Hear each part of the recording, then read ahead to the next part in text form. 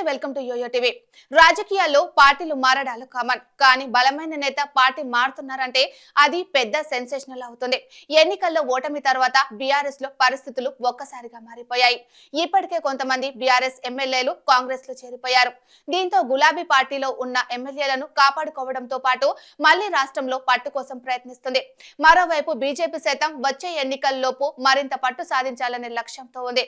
ఏపీలో ఇటీవలే విజయం సాధించిన టీడీపీ అధినేత చంద్రబాబు నాయుడు సైతం తెలంగాణలో పార్టీ బలాన్ని పెంచేందుకు ప్రయత్నాలు షురూ చేశారు. ఇప్పటికే ఏపీ సీఎం చంద్రబాబు హైదరాబాద్ కు వచ్చినప్పుడల్లా తమ పార్టీ నాయకులతో సమావేశమవుతున్నారు. దీంతో తెలంగాణ చాప్టర్ క్లోజ్ అయిపోయిందనుకున్న టీడీపీకి మరోసారి గేర్ మార్చే అవకాశాలు కనిపిస్తున్నాయి. 2014 ఎన్నికల్లో మంచి స్థానాలు సంపాదించుకున్న టీడీపీ తర్వాత లీడర్లు పార్టీ మారడంలో బలహీనపడుతూ వచ్చింది. 2018 ఎన్నికల్లో కాంగ్రెస్ తో పొత్తు పెట్టుకుని ప్రజల్లోకి వెళ్లింది. అయితే 2 స్థానాలు మాత్రమే గెలుచుకుంది. తర్వాత పూర్తిగా బలహీన పడిపోయింది. 2023 ఎన్నికల్లో కీలకమైన వ్యక్తులు పార్టీకి రాజీనామా చేసి బీఆర్ఎస్ లో చేరడంతో పోటీ చేయకూడదని నిర్ణయించుకుంది. అప్పటికే చంద్రబాబు అరెస్టు కావడం ఈ నిర్ణయానికి ఓ కారణంగా చెబుతారు. అందుకే ఇప్పుడు పార్టీని బలోపేతం చేసే దిశగా చంద్రబాబు పావులు కదుపుతున్నట్లు సమాచారం. ఆంధ్రప్రదేశ్ లో కూడా అధికారంలో ఉండడం ఒక ప్లస్ అయితే కేంద్రంలో బీజేపీ అండగా ఉండడం మరో ప్లస్.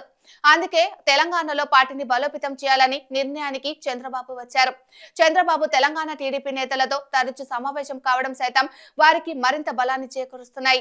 ఇవన్నీ ఒకే అయితే బీఆర్ఎస్ కు చెందిన కీలక నేతలు వచ్చి తరచూ చంద్రబాబును కలవటంతో పాటు పార్టీలో చేరుతామని ఉత్సాహాన్ని చూపించడం పార్టీ భవిష్యత్తుపై మళ్లీ పాజిటివ్ టాక్ వినిపిస్తుంది. బీఆర్ఎస్ ఉంటూ ఉక్కపోతకు గురవుతున్న వాళ్ళు కాంగ్రెస్ లోకి వెళ్లలేక బీజేపీ వైపు చూడలేని వాళ్లకు టీడీపీ షెల్టర్ కానుంది. ఆ పార్టీకి వెళ్తే కాంగ్రెస్ బీజేపీ దాడి నుంచి సురక్షితంగా బయటపడొచ్చనే ఆలోచనలో చాలా మంది ఉన్నారు. ఈ లిస్ట్ లో ప్రముఖంగా వినిపిస్తున్న పేరు మాజీ మంత్రి మల్లారెడ్డి. ప్రస్తుతం ఎమ్మెల్యేగానే కాకుండా మల్లారెడ్డి సంస్థల చైర్మన్ గా ఆయన కొనసాగుతున్నారు. గత కొద్ది రోజుల నుంచి మల్లారెడ్డి టీడీపీలో చేరేందుకు ఇంట్రెస్ట్ చూపిస్తున్నట్లు తెలుస్తుంది. తనపై కాంగ్రెస్ ప్రభుత్వం నుండి దాడులు తగ్గాలంటే అధికారంలో ఉన్న పార్టీలో చేరుతానని తన అనుచరులతో మల్లారెడ్డి చెబుతున్నట్లు సమాచారం. టీడీపీ అధ్యక్ష పదవి ఖాళీగా ఉండటంతో మల్లారెడ్డి ఈ పదవిపై దృష్టి పెట్టినట్లు తెలుస్తుంది.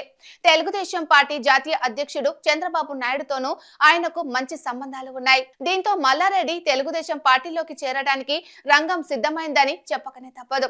ఆయన టీడీపీలోకి చేరే డేట్ కూడా ఫిక్స్ అయినట్లు తెలుస్తుంది.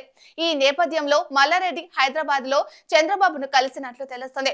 బీఆర్ఎస్ ఎమ్మెల్యేలు మల్లారెడ్డి, ఆయన అల్లుడు రాజశేఖర్ రెడ్డితో పాటు కూకట్పల్లి ఎమ్మెల్యే మాధవరం కృష్ణారావు, మాజీ ఎమ్మెల్యే తీగల కృష్ణారెడ్డి జూబ్లీ హిల్స్ నివాసంలో చంద్రబాబును కలిసినట్లు తెలుస్తోంది.